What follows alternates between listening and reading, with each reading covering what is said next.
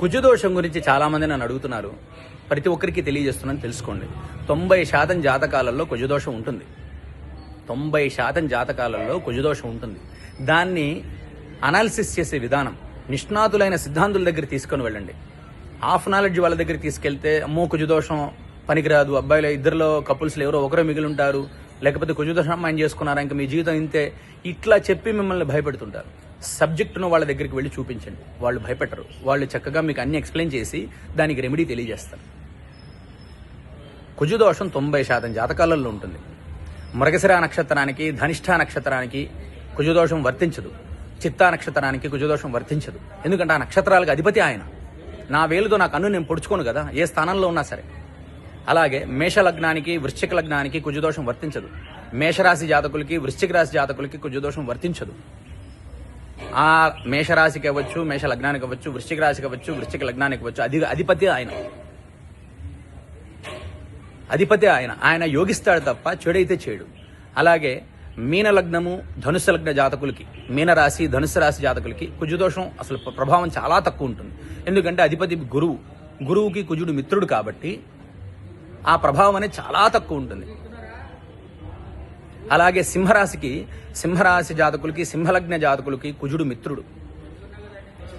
కుజుడు మిత్రుడు కాబట్టి ఆ సింహరాశి జాతకులకి, సింహలగ్న జాతకులకి కుజదోషం వర్తించదు.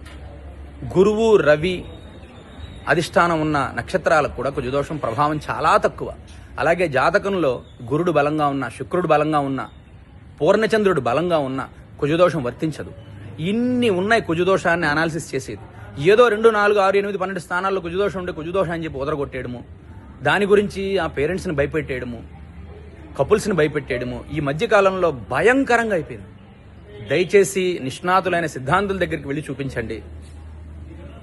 నిష్ణాతులైన సిద్ధాంతుల దగ్గరికి చూపించండి. వివాహ పొంతను చూపించేటప్పుడు మాత్రం దయచేసి అమ్మాయి పేరెంట్స్ అవ్వచ్చు, అబ్బాయి పేరెంట్స్ అవ్వచ్చు, సబ్జెక్ట్ ఉన్న వాళ్ళ దగ్గర చూపించండి. ఏదో మీ ఇంటి పక్కన ఉన్న వాళ్ళకో, మీ కొలీగ్స్కో, లేకపోతే మీ దగ్గరలో ఉన్న పంతులు గారికో 10 మందికి చూపించడము, 10 మంది 10 రకాలుగా చెప్తే బుర్రలో పెట్టుకొని డిస్టర్బ్ చేసుకోవడము ఈ మధ్య బాగా ఎక్కువే జరుగుతున్నాయి. వివాహ పొంతను చూపించేటప్పుడు అవ్వచ్చు, వివాహం అయిన తర్వాత జాతకాలు చూపించేటప్పుడు అవ్వచ్చు, పిల్లవాడు పుట్టిన తర్వాత చూపించేటప్పుడు అవ్వచ్చు. ఇలా మన జాతకంలో ఉన్న దోషాలనే హైలైట్ చేసి మనల్ని భయపెట్టి రకరకాలుగా మనకి మనశ్శాంతి లేకుండా చేస్తున్నారు చాలామంది. ఎందుకంటే వీటి వల్ల ప్రశాంతంగా నిద్ర కూడా పట్టదు. ఒకవేళ కుజదోషం ఉన్న అమ్మాయిని చేసుకున్నాడే అనుకోండి, వాడు చూసుకోలేదు జాతకం చేసుకునేటప్పుడు, పెళ్లి చేసుకునేటప్పుడు జాతకం చూపించుకోలేదు, ఇంకా అంతేనా?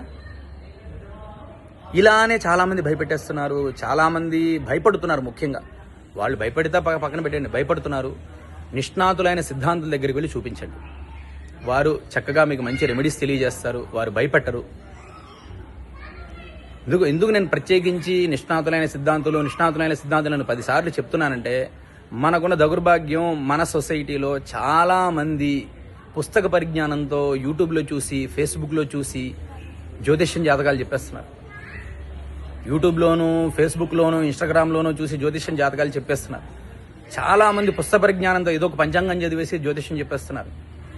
చాలామంది ఇటువంటి వారి దగ్గరికి వెళ్ళి వాళ్ళు చెప్పింది మనసులో పెట్టుకొని మంచి మంచి సంబంధాలు మిస్ చేసుకుంటున్నారు, డిస్టర్బ్ చేసుకుంటున్నారు లైఫ్ని. చాలా అంటే చాలా రకాలుగా కుంగిపోతున్నారు.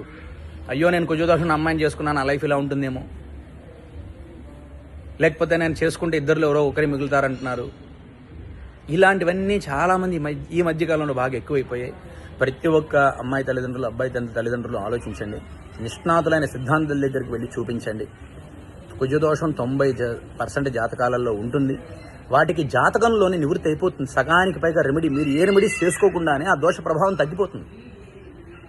దోష ప్రభావం అనేది చాలా తగ్గిపోతుంది. గురుడు బలంగా ఉన్నా, శుక్రుడు బలంగా ఉన్నా, పూర్ణచంద్రుడు బలంగా ఉన్నా, రవి బలంగా ఉన్నా, ముఖ్యంగా ఇందాక నేను చెప్పడం మర్చిపోయాను, రవి బలంగా ఉన్న, సూర్యుడు బలంగా ఉన్న, నవాంశలో గ్రహాలు బలంగా ఉన్న ఆ ప్రభావం చాలా తక్కువ.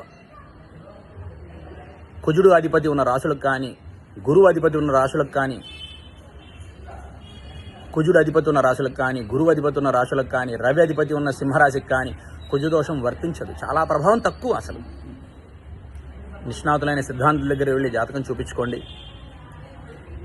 అందరూ కూడా చక్కగా నిష్ణాతులైన సిద్ధాంతులు సంప్రదించండి. అంతేగాని ఎవరిని పడితే వారిని చూపించుకొని వారు ఏదో చెప్పారని మనసులో పెట్టుకొని డిస్టర్బ్ అవ్వకండి. ఓం నమో వెంకటేశాయ.